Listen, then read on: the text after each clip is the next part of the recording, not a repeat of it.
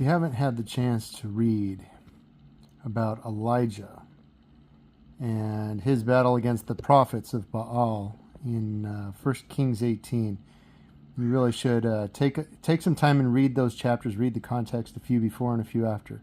So here's the scene. Here's what was happening at the time.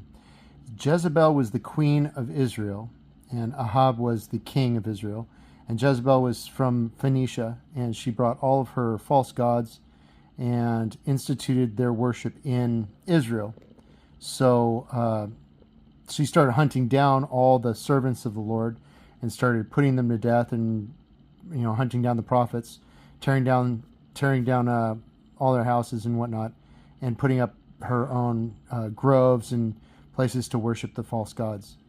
So Elijah prayed that it would not rain for 3.5 years, and it didn't rain for 3.5 years.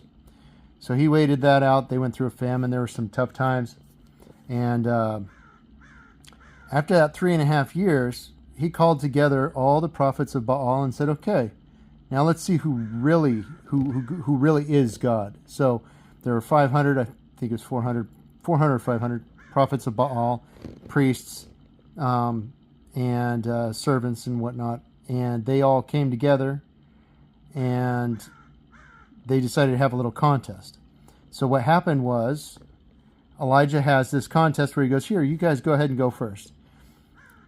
You go ahead on your altar, prepare your sacrifice, and you pray to your God, and I'll pray to my God, and whoever answers, he's the real God.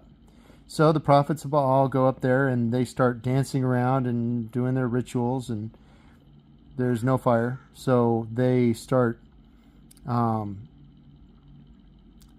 cut themselves and wail and cry, and they went on for most of the day, and still nothing. And then finally, by the I think it's 3 p.m., the hour of prayers in the temple, Elijah says, okay, our turn.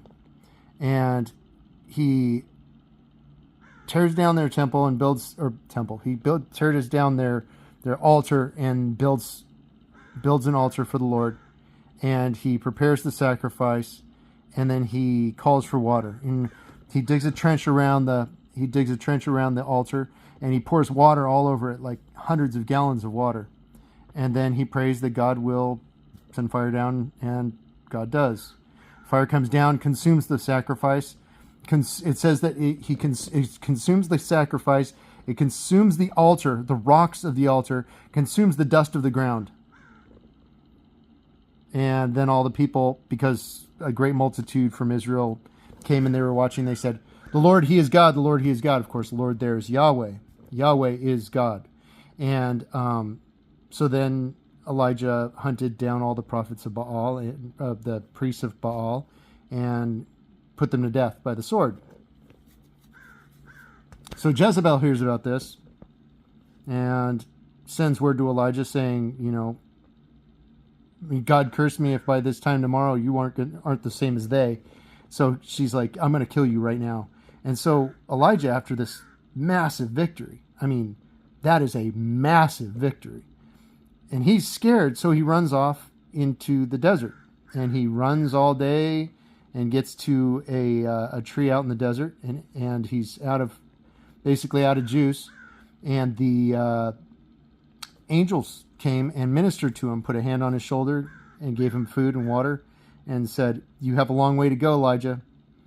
Better get going.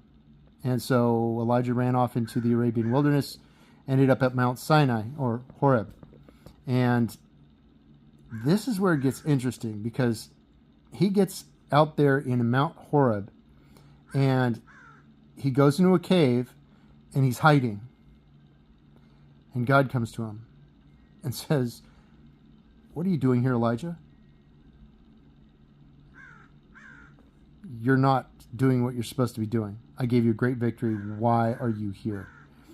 And so he said, go up on the mountain. So Elijah went up to the top of the mountain, and says that there was a great wind. And I picture a tornado, and God wasn't in the wind.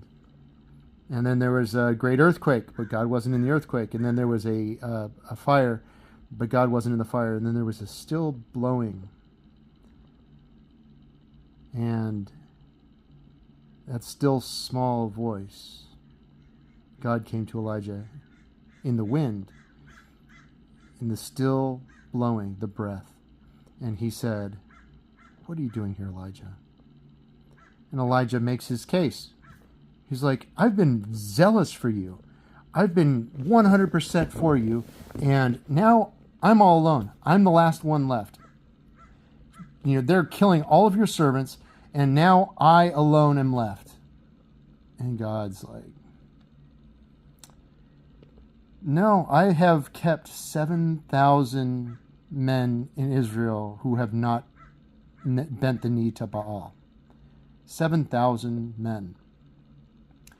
And it makes me wonder how often when we're feeling alone, and I've felt alone in the past several times, where I feel like I'm the only one who believes the things that I believe, or I feel like I'm the only one serving God, and I just look out and see the darkness and the evil. And usually it's when I go on social media or into the news and dunk my head into the insanity stream, and it brings me down. But it just makes me feel very, very alone. And that's what Satan wants to do with us. He wants to isolate us. He wants to divide us. He wants us. The last thing he wants is to have us unified and united, because what did Jesus say? "They will know you are my disciples by the love you have one for another." So if we're divided, if we're separated over stupid things that are not salvation issues, that's falling right into Satan's plan. We're helping him. God says, "You are not alone. You're not alone. I've kept people." But it's not incumbent upon God to tell us his plans. He knows his plans. He knows who he has. He knows his resources and his assets, and wherever they are, and they're in some weird places. I fully expect to see a lot of homeless people sitting up a lot closer to Jesus in the kingdom of heaven than I will. So it's really important to keep those things in mind when we're looking at our walk with God and looking at how he's using us, is that he's got all his pieces moving separately. The pawn doesn't have the right to know what the chess master's thinking. And the pawn doesn't have the right to say, "Who are you to sacrifice me to win your game?" And so that's the message for you today, is that if you love Jesus Christ with all your heart, you believe he is who he said he is, that he is God in the flesh and that he died for your sins. And if you're willing to walk and willing to be filled with the Spirit, then you're my brother and you're not alone. God bless.